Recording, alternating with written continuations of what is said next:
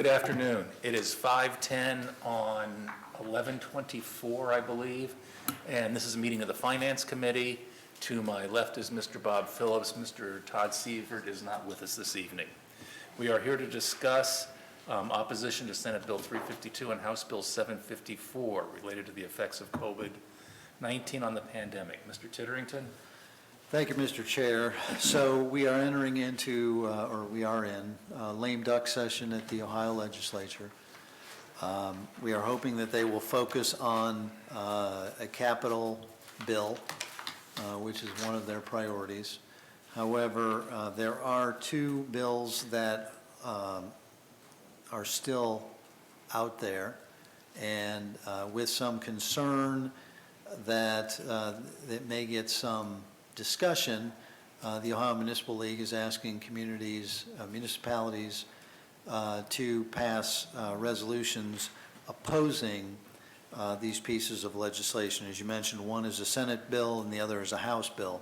Specifically, what it would do is it would eliminate the exemption that is going on right now due to the emergency, the COVID-related emergency that the governor has enacted and the legislature has supported. That emergency declaration suspends the 20-day rule, which says that anybody who works less than 20 consecutive days in a municipality does not have to remit income tax to that municipality. We fought that, we lost that battle. That was 4 or 5 years ago. However, where it is very impactful here is that at least during the pandemic, there are many folks that are working from home. So they may have, they may be an accountant in one of our industrial plants, and they've been sent home to work outside in say, a township. The company still pays its withholding to us. The fear is that with us, with many other communities, especially the large cities across Ohio, that would have an estimated $300 million impact, and that's just on the big five.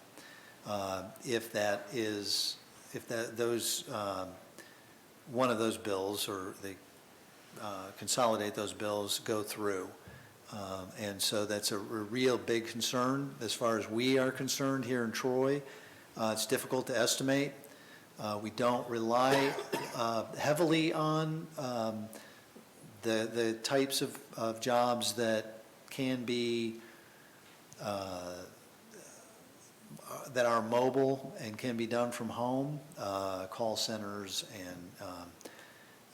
and office type work like that, but we do have some. I mean, we're very diverse as far as our economic development plans are. And so based on some of the loose calculations that are the statewide regional income tax collection agencies have used, the same calculations would show us to possibly lose anywhere from $1 million to $2 to $3 million. But again, it's one of those impacts you don't know until it happens. It would definitely be negative as a net, because it would definitely hurt us more than it would help us.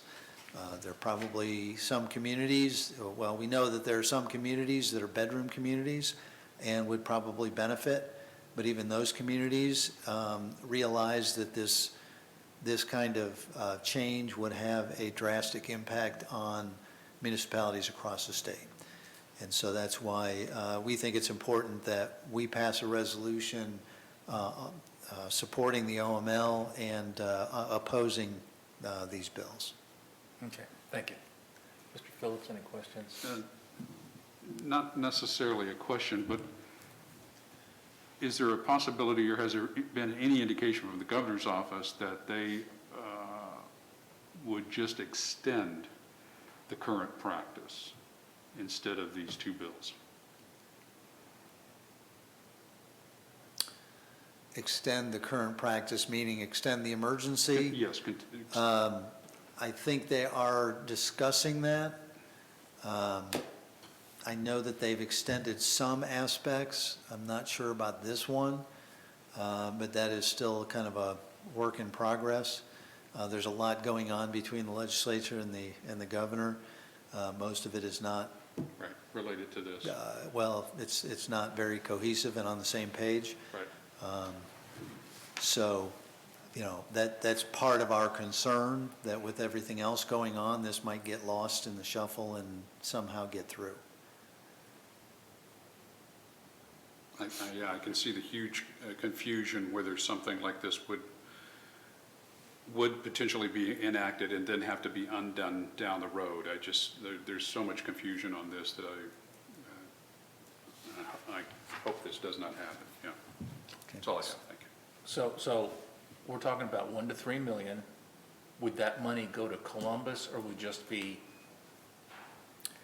not collected? It would either be well, one of two things would happen. It would either be shifted to the community where they are now staying at home, but it is equally likely that nobody would collect those taxes, and because if they live in a township, they wouldn't be paying local income tax.